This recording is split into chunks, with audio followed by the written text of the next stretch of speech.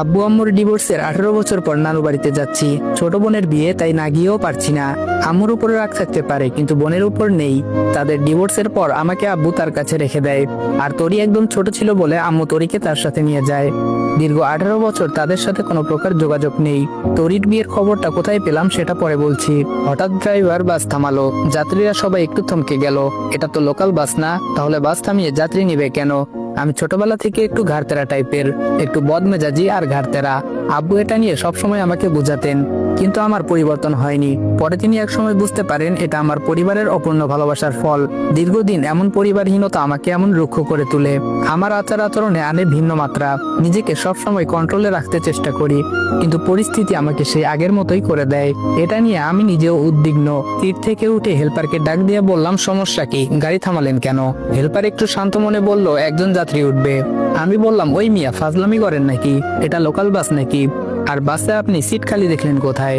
Helper আমার কথার উত্তর দিতে দিতে বাসে যাত্রী উঠে গেল। ড্রাইভারও গাড়ির সামনের দিকে অগ্রসর করলো। হেল্পার একটু ভাব নিয়ে বলল, ভাই আপনি মনে হয় ভুলে যাচ্ছেন, আপনার পাশের সিটটা খালি আছে। আমি বললাম, কি বললেন আপনি? আবার বলুন। হেল্পার বলে, আপনার পাশের সিটটা খালি। আমি বললাম, একদম বাস থেকে ফেলে দিব। 2টা টিকিট কেটেছি কি সাদে? হেল্পার বলে, ও ভাই সরি, মনে নেই। আমি হেল্পারের দিকে একটু রাগী দৃষ্টিতে তাকিয়ে আমার সিটে এসে বসলাম। একটা হাঁটু অপর সিটে তুলে রাখলাম। ঢাকা টু খুলনার জার্নিটা মোটেও কম না। নিজস্ব গাড়ি নিয়ে আসতে পারতাম, কিন্তু এত দূরের জার্নি দুষ্কর হয়ে যাবে। নিজের নিরাপত্তার কথা ভেবে বাসের টিকিট কেটেছি, তাও আবার একটা না, একসঙ্গে দুটো। রাত হয়ে গেলে ঘুমোতে সুবিধা হবে। আমি আবার বসে ঘুমাতে পারি না।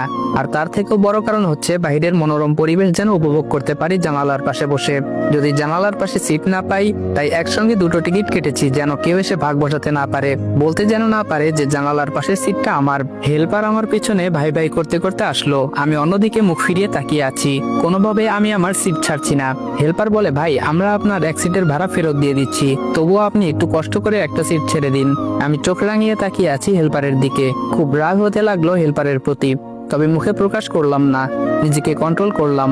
ভাই ভাই প্লিজ প্লিজ। আমি বললাম, আপনি প্লিজ সামনে থেকে সরে যান, রেগে গেলে কিন্তু খারাপ কিছু হবে। হেল্পার বলল, ভাই ভুল তো মানুষের হয়, আপনি একটু বোঝার চেষ্টা করুন। আমি বললাম, খুব খারাপ হবে কিন্তু, আমার সমস্যা আছে দেখে আমি 2টা সিট বুকিং করেছি। হেল্পার বলে, ভাই উনি যুবতী একটা মেয়ে, দাঁড়িয়ে দাঁড়িয়ে এত দূর যাবে, কেমন দেখায়? মা বোন তো আপনার বাড়িতেও।